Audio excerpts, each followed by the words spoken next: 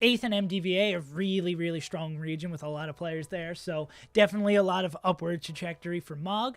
Fun fact that I found out because I was getting confused by his Twitter tag and his actual tag. MoG stands for Messenger of God, which is the meaning of his name in another language, I believe. But he also goes by Messenger. MoG is the thing that's on a Smash GG. So if you see him anywhere, you'll probably see MoG. So having this Ginger win is obviously huge, and I think that's the biggest thing on his resume. SFOP is a Texas Fox who isn't currently ranked. If the results on Smash Wiki and everything search around keeps it there. Bob is also MDVA. Is he ranked lower or higher than an MDVA? So that's kind of a loss you would expect. J-Bash is ranked lower than him, plays Mars, so that's kind of iffy. J-Bash is your biggest demon? Okay, yeah. I was curious about that because I saw the discrepancy in where you're ranked in MDVA. Not the biggest fan of a Curb loss. I'm not sure if Curb is going to... Again, this is not going to be his full results for the year. What other wins does Curb have? Ryan Ford win, 42nd. I don't know if Curb's going to make it. If Curb is in this potential conversation for making it, I want to say that's probably not as bad of a loss as I initially think. It gets a little weird. Also, contextualizing the Jake and Chicken not being a bad loss at all. Because Jake and Chicken, what was he? 43rd in the summer PR. That's wild to think. I definitely think he's going to end the year lower than that because he's riding high on getting a lot of Spaceys wins, and now he's taking some iffy losses as the year goes on, if I remember correctly. Well, I guess there's a lot of players around MoG's level.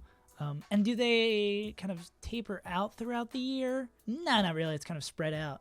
So these wins are the hardest to see how much they value, or like to talk about how much they value. Like how good is a Kevin Maples win? How good is a Swooper win? Like those are really, really hard to pin down. But I think I can much more easily value how much a Ginger win or an Army win or a Magi win is worth to me than how much a Kevin Maples win. Because we're also trying to figure out where Kevin Maples is.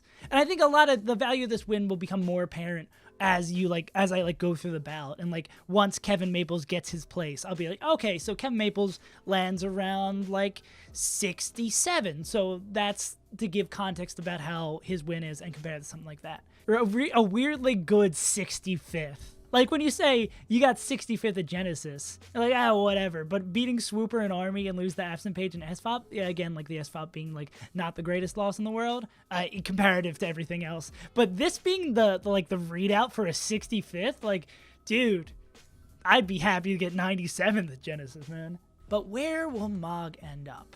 Looking at Polish's results and where I said about Polish will be a good reference point. Yeah, so I'd say maybe like a little bit worse losses for MoG. And wins-wise, definitely a lot less depth of wins. And I said Polish was like 70 to 85. Being uncertain that someone with a Ginger, Army, Magi, Kevin Maples win. I think this is more just me being cautious for the Panda. Yeah, I think this is more me being cautious about saying someone's going to make top 100 without having the full data set.